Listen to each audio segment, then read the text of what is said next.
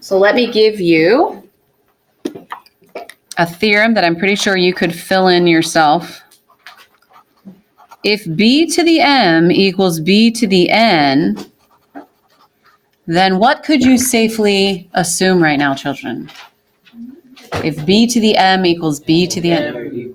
Oh, then m must equal n. This is what we're going to deal with today. Now, the most important part of today's lesson actually is not this part, it's this part. You want to get both sides of the equal sign to have the same base, b. Both sides of the equal sign need to have the same b. Okay, so write that down. Get both sides to have the same base. That is your number one goal, your number one job. And so we are going to do 6 equations. I'm going to write them all out right now for you. You can copy them down. 6 to the 7x plus 3 equals 6 to the 8x. Some of them are really easy. Some of them require some thought.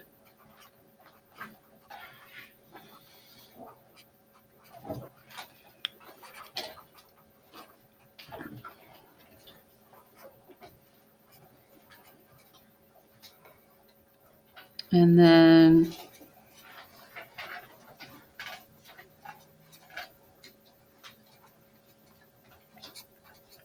I'll give you a minute to copy that if you can read it. If you need me to read it for you, I will.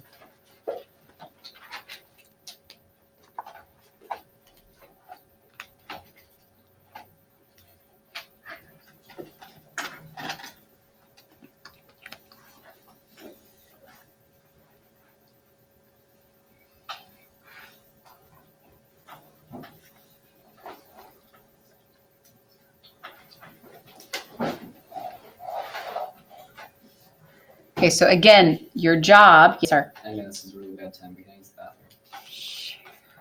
bathroom? Sure. I'll stay for you. Not if you're gonna go. No. All right, your job is to, if you have to go, go.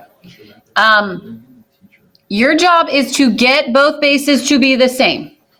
This one, wouldn't you agree the bases are already the same? Yes? Perfect. Then all I have to do, if both the bases are the same, then the exponents are equal to each other according to that theorem that you just read.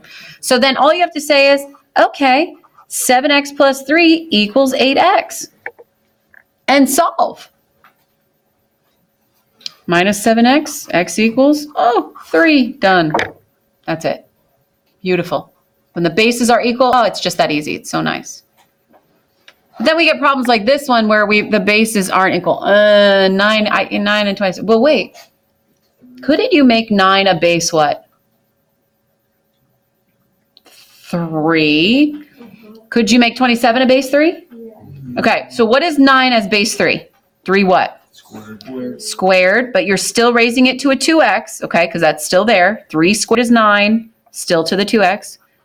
27 can be rewritten as 3 to the 3rd.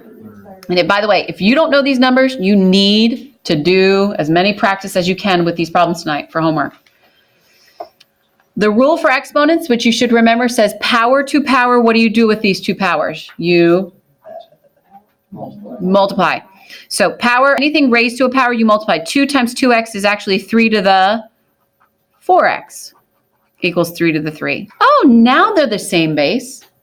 Now that they're the same base, now you set the exponents equal. 4x equals 3, so what does x equal?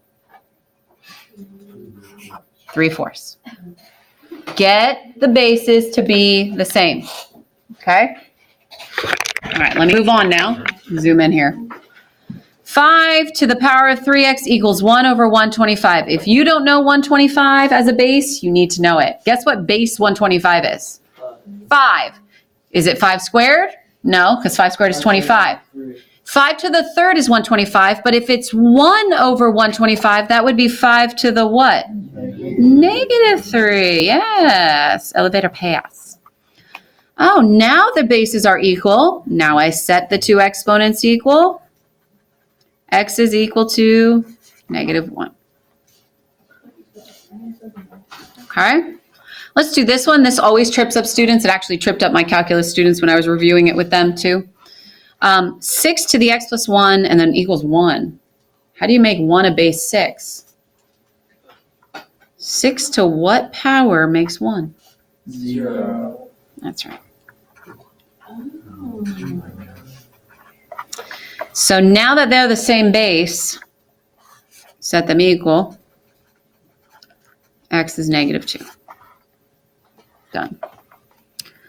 2 more left, and then my lesson is done, kids. I know. It's done almost. All right, 8 and 256. Do you know what base 8 could be? You should know 8. 2 to the third, okay? 256, now again, you really need to start memorizing these. If you don't know them, you got to start memorizing them. Like 2 to the 4th is 16, 2 to the 5th is 32, 2 to the 6th is 64, 2 to the 7, I believe it's 2 to the 8. Yes, it's 2 to the 8. Because I can't remember what 2 to the 7 is, but I know what 2 to the 8 is. So 256 is 2 to the 8th, and then you're raising it to a power of x. And again, power to power, you multiply, so that's really 2 to the 8x. And then you just set them equal. X is it 8/3 or 3/8? Because this people always get this wrong. 3/8. All right, and then the last one, which I guess is the trickiest one of them all. I got a 1/6, I've got a 36, and a 36. What could all of those be rewritten as a base what? 6, okay? 1/6 is actually 6 to the negative 1, right? To the power of 3a would actually be 6 to the negative 3a. All right, then we'll do this one. 36 is actually 6 squared. To the power of negative 3a would actually be 6 to the negative 6a. And then 1 over 36, 36 is 6 squared, but just elevator pass. So that would be 6 to the negative 2. Now here's something new for you that you might forgot. When you are multiplying like bases, what do you actually do with the exponents when you're multiplying? Oh, so you are actually going to rewrite this side to be 1 base 6, and you add these two. Negative 3a and negative 6a make negative what? 9a. You have to only get 1 base equal to 1 base. You can't have 2 bases equal to 2. You know what I'm saying? You got to have 1 base 6. So that's why we had to convert it to 1. And now you can easily solve that. A would equal positive 2/9. Questions? Comments? 8 minutes. The shortest lesson you'll get from me all year. That's it.